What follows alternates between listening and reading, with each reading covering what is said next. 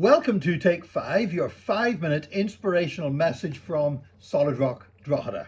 We are working through the books of the Old Testament as they build up anticipation for the arrival of Jesus Christ in the New Testament. It was the greatest build-up to Christmas that ever took place in history, and it took centuries, but it built up a wonderful picture of Jesus before he arrived in Bethlehem.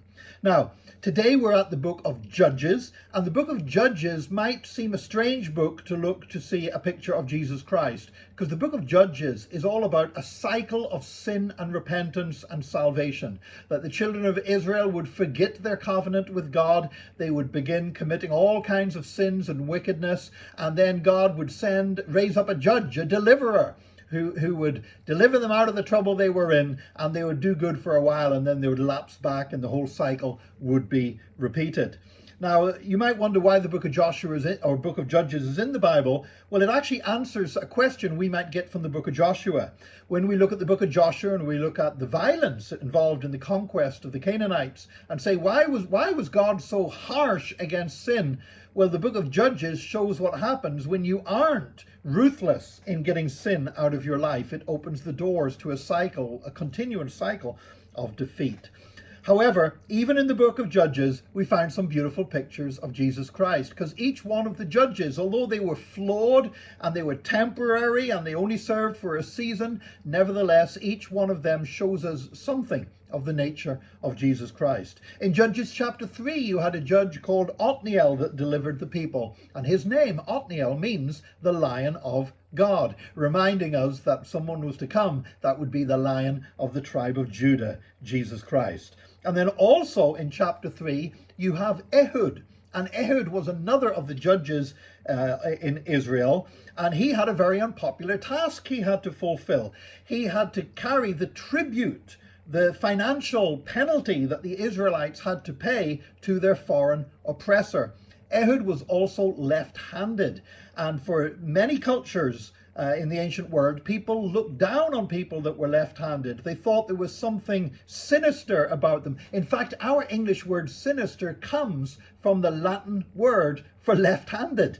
And he was Ehud that was viewed by suspicion, that was fulfilling an unpopular task, and yet he served as a deliverer for the people of Israel. In the same way, Jesus, when he was despised and rejected of men, he was able to act as our supreme deliverer.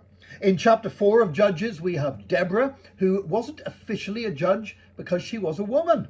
In fact, she had to defer to Barak, even though it was Deborah that led and motivated the people of Israel. And that again is a beautiful picture of submission of Jesus, in that he, although the Bible tells us that he thought it was not robbery for him to be equal with God, nevertheless he willingly took the form of a servant and submitted himself to the Father in order to fulfill the plan for our salvation. Also, in Judges chapter 4, we have Jael.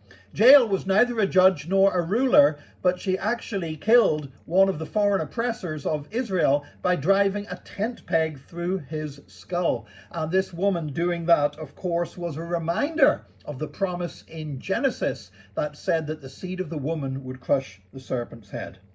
There was Gideon in Judges chapter 6, that Gideon delivered the Israelites from the Midianites, and before he did so, he cleansed his father's house of idols. And before Jesus fulfilled his great task of carrying away the sins of the world, he also went into the temple and cleansed his father's house.